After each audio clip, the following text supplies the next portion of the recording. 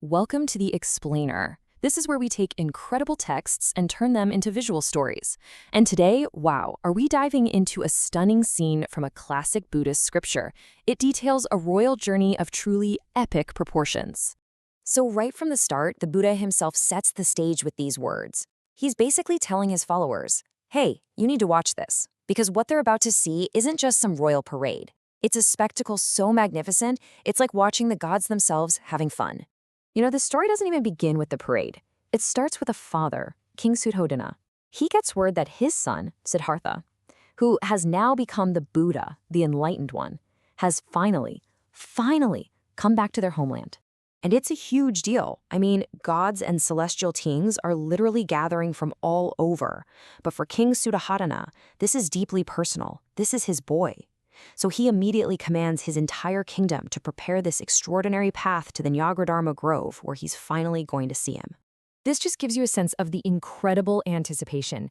The king isn't just, clearing a road. He's creating a sacred path. He's transforming every single element to honor the man his son has become.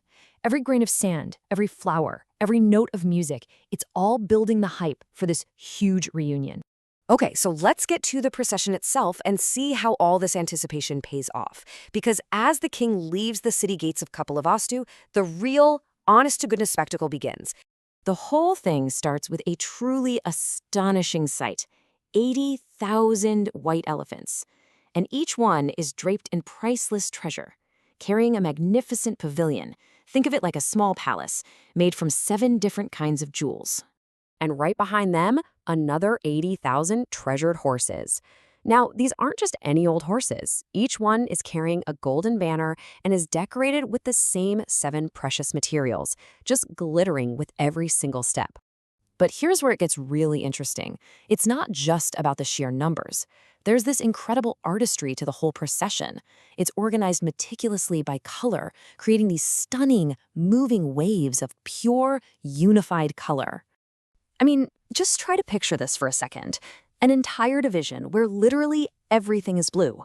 The horses, the gleaming chariots, the banners, the tiny little reins and bells, and every single piece of the soldiers' uniforms, from their boots to their swords. It would look like a river of sapphire flowing out of the city. And this incredible, monochromatic pattern just keeps going. As the blue division passes, the whole scene shifts, but that principle of total unity, that stays the same. So after the river of blue comes this brilliant wave of pure gold. And again, the same painstaking detail applies. Yellow horses, yellow chariots, and all the attendants in this stunning yellow attire. It's like a dazzling sun-like column marching in perfect order. The spectacle doesn't stop there, not by a long shot. The visual rhythm continues, with 2 more breathtaking single-color divisions following right after. And each one is just as detailed and magnificent as the last.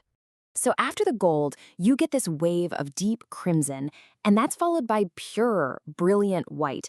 Each one is its own distinct, majestic statement of royal power. And then, for the grand finale, a final division just bursts onto the scene in this kaleidoscopic mix of every color, a totally vibrant conclusion to this incredible show of earthly grandeur. So the king and his magnificent, unparalleled procession, they finally arrive at the grove. But the welcome they get, it's not one of earthly pomp and circumstance. It's something else entirely. In this quiet but incredibly profound display of his power, the Buddha performs a miracle. He just rises into the air, revealing that his kingdom, his power, it's not of this world. It operates on a completely different level. And right here, we see the ultimate contrast. The king shows up with the absolute peak of human wealth and military might. The Buddha, in response, simply appears, flanked by the kings of the heavens, Brahma and Indra. One power is earthly, the other is cosmic. It's no contest. Seeing his son floating in the air, surrounded by gods, King Suddhodana has this profound moment of realization. All his worldly power suddenly seems so small, and he sees his son not as the prince who left, but as something so much greater. This is the king's big aha moment. He finally gets it. He understands the scale of what his son has actually achieved. Siddhartha didn't lose an earthly kingdom. He gained a spiritual one that covers the entire universe, a kingdom he rules not with force, but with wisdom.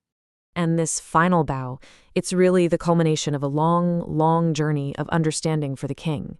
He remembers the 2 other times he instinctively bowed to his son's greatness, once when he was just a baby, and again when he saw him meditating as a child. This 3rd bow, right now, it completes his acceptance. It's a father's ultimate homage to the Buddha. And so this ancient, incredibly vivid story leaves us with a really powerful question.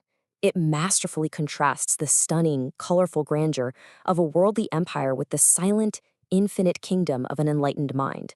And it asks us to really think about what true majesty is.